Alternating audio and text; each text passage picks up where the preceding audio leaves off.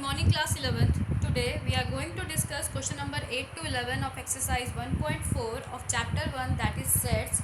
In the previous video we have discussed the question number 1 to 7. Now question number 8, which of the given pairs of sets are disjoint? Disjoint sets are those sets in which there is no common element between the two given two sets. अगर आपके dish disjoint sets वो sets होता है जिस दो sets के बीच में कोई भी कॉमन एलिमेंट्स आपको ना मिले, तो then the sets are known as disjoint sets. आपके पास फर्स्ट पार्ट गिवन है. ए आपके पास सेट है जिसमें एलिमेंट्स है 1 2 3 4 and the B set is X such that X is a natural number and greater than और equal to 4 and less than equal to 6. आपके पास ए set तो बहुत क्लियरली आपको गिवन है. बी सेट में आपको कंडीशन दे दी गई है कि जो आपके पास सेट होगा उस सेट में जो एलिमेंट्स होंगे वो एलिमेंट्स क्या होंगे, आपके पास नेचुरल नंबर होंगे.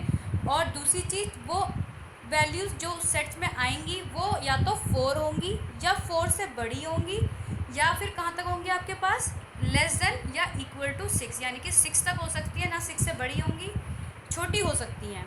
तो आपके पास सेट्स क्या आएंगे, आपके पास जो सेट होगा उसमें फर्स्ट सेट तो आपके पास एलिमेंट्स हो गए 1 2 3 4 और जो सेकंड सेट होगा उसमें एलिमेंट्स क्या आ जाएंगे 4 5 एंड 6, क्योंकि कंडीशन थी कि 4 से ग्रेटर होनी चाहिए या इक्वल टू होना चाहिए, तो यहाँ पे 4 आ गया और लेस देन इक्वल टू 6, तो 4 के बाद 5 देन 6 क्या हो गया इक्वल टू में आ गया. अब आप करेंगे इन दोनों सेट्स का इंटरसेक्शन. अगर इंटरसेक्शन करने पे आपके पास 5 आ रहा है या नल सेट, दैट मीन्स आपके पास ये एक डिसजॉइंट सेट्स है, इसमें कोई कॉमन एलिमेंट नहीं है. अगर 5 नहीं आता है इसका मतलब आपका सेट एक डिसजॉइंट सेट नहीं होगा. तो आपने दोनों का इंटरसेक्शन किया. इंटरसेक्शन करने पे आप देख रहे हैं कि यहाँ पे 4 ऐसा एलिमेंट है जो दोनों सेट्स में आ रहा है. इसका मतलब जो आपके पास पेयर गिवन था सेट्स का वो एक डिसजॉइंट सेट का पेयर नहीं है. नेक्स्ट आपके पास है पार्ट, इसमें आपके पास सेट्स है जिसमें एलिमेंट्स हैं ए ई आई ओ यू और एक बी सेट गिवन है जिसमें एलिमेंट्स हैं सी डी ई एफ. आप दोनों का इंटरसेक्शन करिए. इंटरसेक्शन करने पे आपके पास कॉमन एलिमेंट आया ई. अगर आपके पास दोनों का कॉमन एलिमेंट निकल के आ रहा है इसका मतलब both the sets are disjoint not disjoint. उनके बीच में कोई कॉमन एलिमेंट है इसलिए वो डिसजॉइंट सेट्स नहीं होगा. Next third part, A is equal to X such that X is an even integer. आपके पास एक्स क्या होना चाहिए, एक इवन इंटीजर होना चाहिए. इन्होंने यहाँ पे ये मेंशन नहीं करा है कि इंटीजर कौन सा वाला हो, नेगेटिव या पॉजिटिव, सिर्फ इंटीजर बोला है. साथ में आपके पास क्या बोल दिया है, आपके पास इवन बोल दिया गया है कि वो नंबर इवन होना चाहिए. दैट मीन्स 2 4 इस टाइप के आपके पास नंबर होने चाहिए. दूसरी कंडीशन दे दी बी, जिसमें बोला गया कि x such that X is N odd integer. X क्या होना चाहिए, एक ऑड इंटीजर होना चाहिए. इंटीजर वही चीज़ आपके पास नेगेटिव भी होंगे पॉजिटिव भी होंगे, और ऑड का मतलब आपके पास या तो 1 होगा या 3 होगा. तो अगर हम ऑड और इवन को देखें तो ऑड और इवन में तो कभी कोई कॉमन एलिमेंट निकलता ही नहीं है. दैट मीन्स अगर हम इंटीजर्स भी ले रहे हैं, ऑड इंटीजर्स और इवन इंटीजर्स, तो उनके मिडल में भी हम कोई कॉमन एलिमेंट्स नहीं फाइंड कर सकते. That means this set is a disjoint set, क्योंकि आपके पास यहाँ पे इंटरसेक्शन जो आएगा वो 5 आएगा. Next question number 9, if A is this. आपके पास एक ए सेट गिवन है जिसमें एलिमेंट्स हैं 3 6 9 12 15 18 एंड 21. एक बी सेट गिवन है जिसमें एलिमेंट्स हैं 4 8 12 16 एंड 20. सी सेट गिवन है जिसमें एलिमेंट्स हैं 2 4 6 8 10 12 14 एंड 16. एक डी सेट गिवन है जिसमें एलिमेंट्स हैं 5 10 15 and 20. Now you have to find the following conditions. आपके पास पहली कंडीशन है ए डिफरेंस बी. अब ए डिफरेंस बी का मीनिंग क्या हुआ, ए डिफरेंस बी का मीनिंग हुआ कि वो एलिमेंट्स हमें सर्च आउट करने हैं जो ए में तो हैं बट वो किस में नहीं होने चाहिए, वो आपके बी सेट में नहीं होने चाहिए. आपको वो वाले एलिमेंट्स ढूंढने होंगे. तो अगर हम ए सेट को देखें और बी सेट को देखें, फर्स्ट एलिमेंट इज़ 3. क्या आपका बी सेट में है, नहीं है, तो पहला एलिमेंट क्या हो जाएगा आपके पास 3. 6 देखिए, क्या 6 बी सेट में है, नहीं है. देन 9 है, वो भी नहीं है. तो आपके पास 3 एलिमेंट्स तो मिल गए आपको, 3 6 एंड 9. नेक्स्ट इज़ 12 दोनों सेट्स में है तो ये नहीं आ सकता. नेक्स्ट इज़ 15 सिर्फ ए सेट में है तो आप इसे कंसीडर करेंगे. 18 भी आपके पास सिर्फ ए सेट में है तो ये भी आपके पास इसके डिफरेंस में आएगा. नेक्स्ट इज़ 21 भी सिर्फ ए में है. तो आपके पास ए डिफरेंस बी जो निकल के आएगा वो आएगा 3, 6, 9, 15, 18 एंड 21। सिमिलरली आप फाइंड आउट करेंगे ए डिफरेंस सी, ए डिफरेंस डी। आप ए का सी के साथ डिफरेंस लेंगे, ए का डी के साथ डिफरेंस लेंगे। Fourth part, you have to find the difference between B and B difference A. अब आपके पास होगी कंडीशन रिवर्स। आपके पास पहले था ए डिफरेंस बी, अब है B difference A. That means अब आपके पास जो बी सेट में हो लेकिन ए सेट में नहीं हो, आपको वो वाले एलिमेंट्स सर्च आउट करने हैं। तो देखिए बी सेट में है 4, क्या वो ए सेट में है? नहीं है। तो दैट मीन्स बी डिफरेंस ए में जो पहला एलिमेंट आएगा वो होगा आपके पास 4। नेक्स्ट इज 8, क्या 8 आपके पास ए सेट में है? नहीं है। तो दैट मीन्स जो आपके पास बी डिफरेंस ए में नेक्स्ट एलिमेंट आएगा वो होगा 8। नेक्स्ट इज 12, 12 आपके पास ए में भी है तो ये आपके पास दोनों के डिफरेंस में नहीं आ सकता। नेक्स्ट इज 16, 16 सिर्फ बी में है तो ये आप कंसीडर करेंगे। एंड द लास्ट इज 20, 20 भी आपके पास सिर्फ बी में है।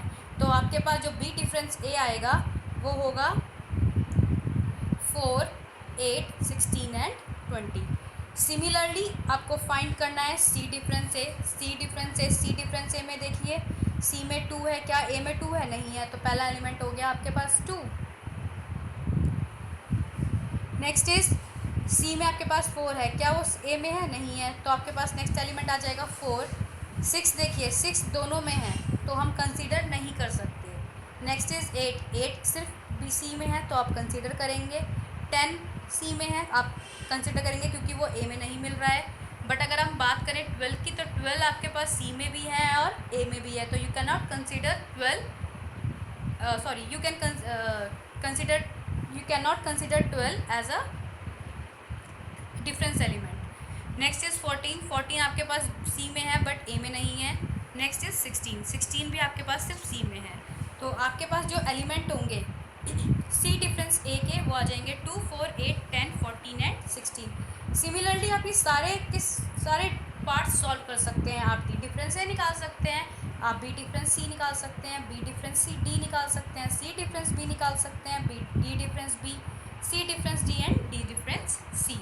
सिर्फ आपको ध्यान ये रखना है कि जो पहले आ रहा है आपको उस सेट के वो एलिमेंट्स कंसीडर करने हैं जो दूसरा जो आपके पास सेट है उसमें ना हो। अगर वो सेम हुए तो आप कंसीडर नहीं कर सकते। डिफरेंस का मीनिंग यही है कि दोनों में कुछ अलग निकल के आना चाहिए। Next is question number 10, if x is equal to A B C D. आपके पास x गिवन है जिसमें एलिमेंट्स, एक सेट्स में एलिमेंट्स गिवन है ए बी सी डी, एक y सेट गिवन है जिसमें एलिमेंट्स हैं F B G D G. आपको फाइंड करना है क्या? x difference y। पहला फाइंड करना है कि x डिफरेंस y। तो x डिफरेंस y क्या हुआ कि जो x में और y में ना हो। तो आपके पास x में a है, क्या वो y में है? नहीं है। तो आपके पास x डिफरेंस y का पहला एलिमेंट तो a हो जाएगा। नेक्स्ट इज b, b आपके पास y में भी है तो आप इसे कंसीडर नहीं कर सकते। नेक्स्ट इज c, c क्या d में है? नहीं है। तो c भी आपके पास एक एलिमेंट आ जाएगा। And the last one is d, d आपके पास y में है? बिल्कुल है। तो आपके पास x डिफरेंस y होगा a and c। Here is your answer, x difference y is a, c। Similarly आप फाइंड करेंगे y डिफरेंस x कि जो y में हो x में ना हो। एंड योर लास्ट एक part is x intersection y। आप x इंटरसेक्शन y करेंगे यानी कि दोनों के बीच का कॉमन एलिमेंट्स निकालेंगे। तो जरा देखिए क्या कुछ कॉमन दिख रहा है आपको? यस, b दोनों सेट्स में कॉमन है, c नहीं है, d भी दोनों सेट्स में कॉमन है। तो आपके पास x इंटरसेक्शन y क्या हो जाएगा? b, d। Your last question, what is r my difference q। आपके पास r डिफरेंस q क्या होगा if r is the set of real number. r किसका सेट है? रियल नंबर का। And q is the set of rational number. और q किसका set होगा आपके पास? रेशनल नंबर का। रियल नंबर्स में सारे नंबर्स आते हैं आपके पास, ठीक है, जो भी रियल हैं सारे। और रेशनल नंबर्स में हो गए जो आपके पास p/q की फॉर्म में होगा।